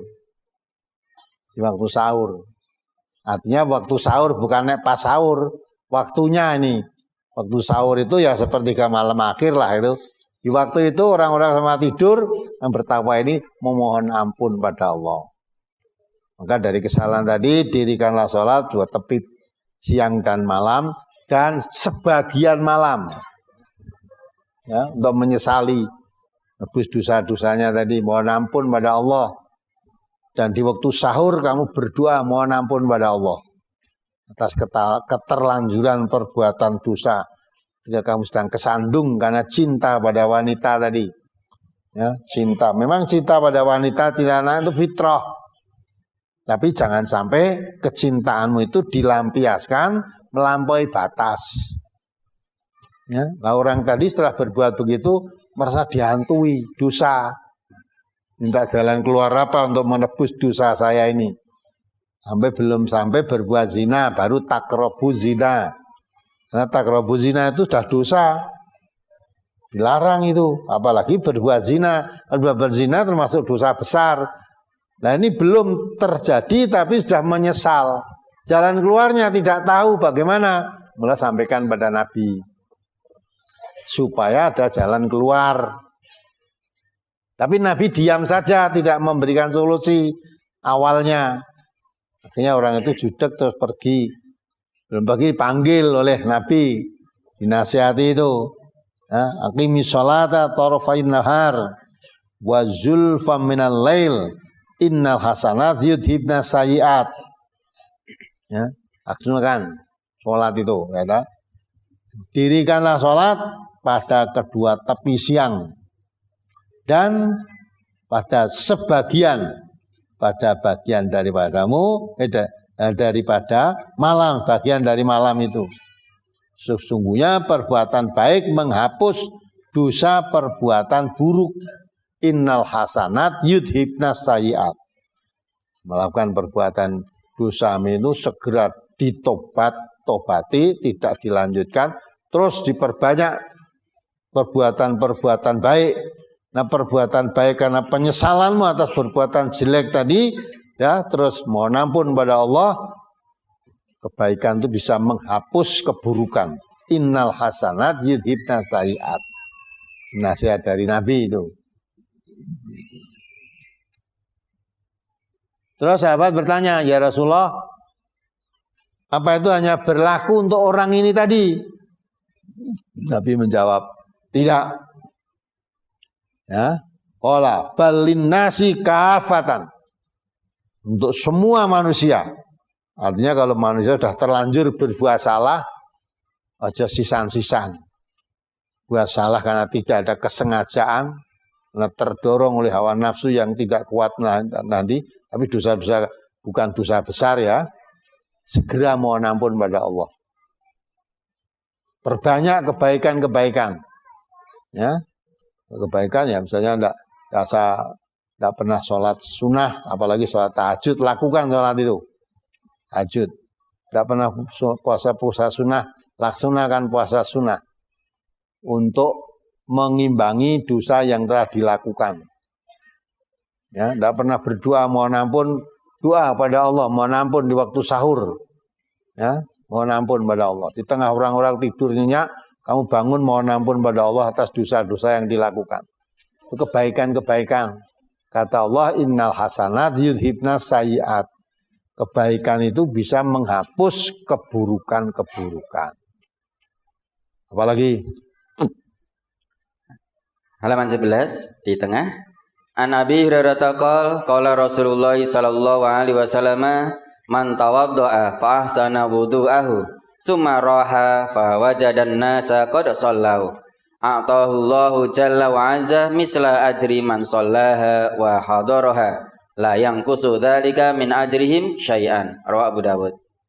Dari Abu Hurairah ia berkata, Rasulullah sallallahu alaihi wasallam bersabda, barang siapa yang berwudu dan memperbagus wudunya, kemudian dia pergi ke masjid, tiba-tiba dia mendapati orang-orang telah selesai sholat, maka Allah Jalla wa Azza tetap memberinya pahala seperti pahalanya orang yang sudah sholat berjamaah itu. Dan dia mendatanginya itu, yakni pahalanya, tidak berkurang sedikit pun dari pahala mereka.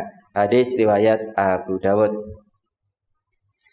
Dari hadis tersebut, apakah orang yang masbuk sekalipun dia sholat sendirian tetap dihitung sebagai sholat berjamaah, tidak berkurang sedikit pun pahalanya, Ustaz? masbuk kok sholat jamaah, kok tidak dihitung jamaah piye? Orang masbuk itu tetap dihitung sholat jamaah, hanya dia datangnya terlambat. Sholatnya tetap jamaah. Kalau dia sholat terlambat 1 rakaat, ya nanti setelah salam imamnya nambah 1 rakaat. Ya. Kalau terlambatnya 2, imamnya udah salam nambah 2 rakaat. Kekurangannya itu ditambah. Tetap masih dihitung sholat jamaah dia. Tapi perlu dipertanyakan, kenapa terlambat? Ya gitu loh. Terlambat kalau tadi memang seperti sholatnya orang munafik, sebetulnya sudah dengar adzan, tapi tidak segera bangun, ya, masih dikencingi setan. Nah, dikencingi setan itu tidurnya makin nyenyak. Ya, itulah.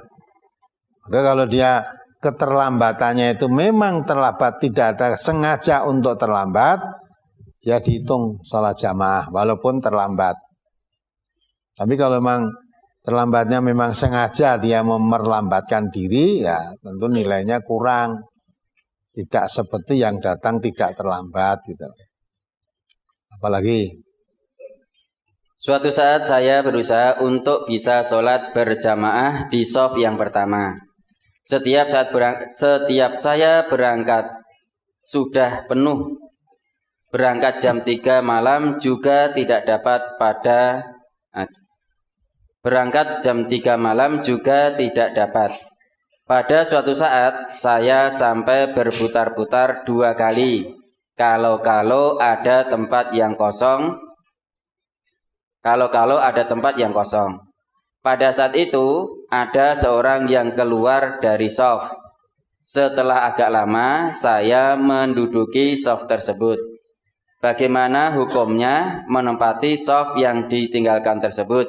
Kejadian ini saya alami di Masjid Nabawi, Ustaz. Gak apa-apa, memang kalau shaf kosong suruh mengisi. Ya. Kalau ada shaf kosong, isi. Ya, jamaah ngerti-ngerti kok ada seorang mundur, iki apa batal apa mundur ya ta. Apa aja mundur tuh jagani kok mbok menawa bali tiga inggon enggak. Nah, kalau itu bukan sholat boleh. Kalau sholat begitu shaf mundur apa kosong, yang di depan yang di belakangnya ngisi, maju di depan. Isi, jangan sampai ada shaf kosong.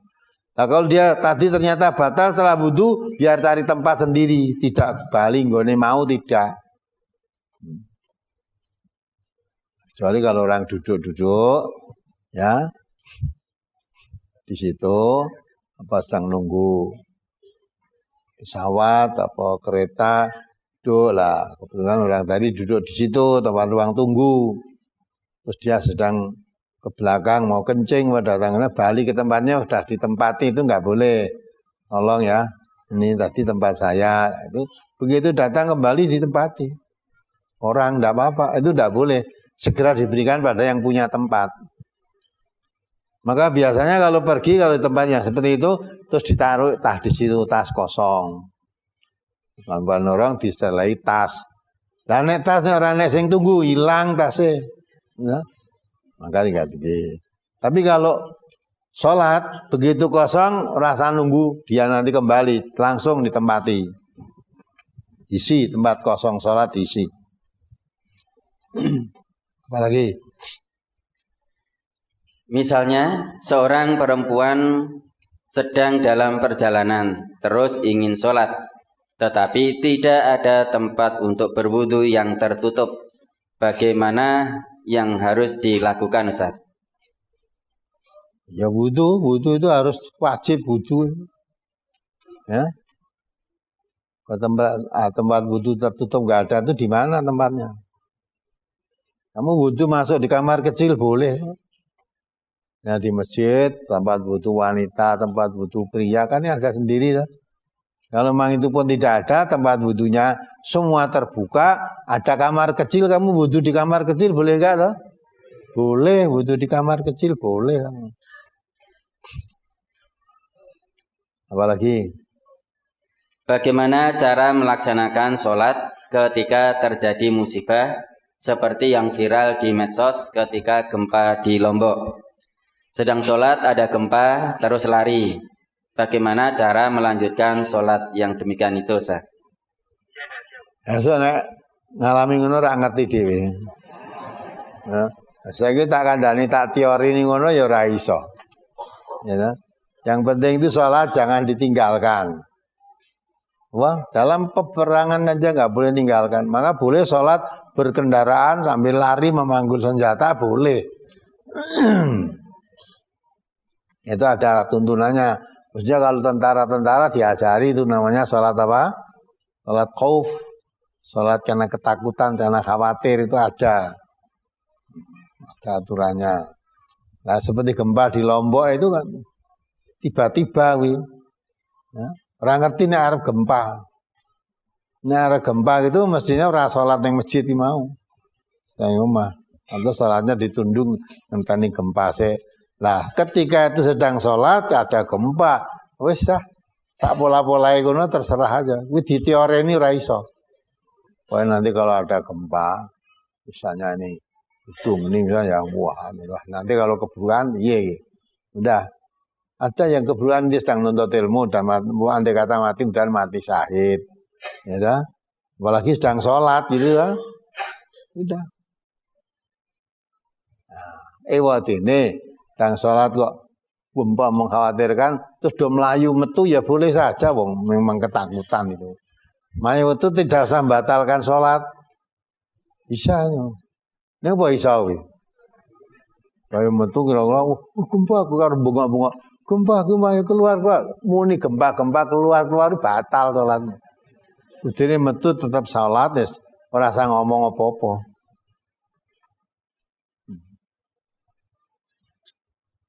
Ya mudah-mudahan kita tidak tertimpa yang begitu itu. Nah, kemarin ketika di jamaah haji ada angin puting beliung itu loh. Ada jamaah kita katanya tetap dalam tenda. Ya, disitulah. Ada yang berhamburan karena tendanya sudah kabur, udah pergi. Ya, ini aneh sing. Dan nek tendane kabur ya ora bakal kebrukan malah, wong kabur. Ada di situ. Ya itu mereka terus secara tiba-tiba, secara refleks ada yang melayu, ada yang tetap duduk di situ, ada yang zikir, ya terserah aja lah. Itu semuanya tidak bisa diteorikan. Tapi kalau sedang sholat, mau mempertahankan sholat, lari keluar ya boleh, tetap dalam keadaan sholat itu boleh. Tidak usah bicara apa-apa kecuali yang sholat.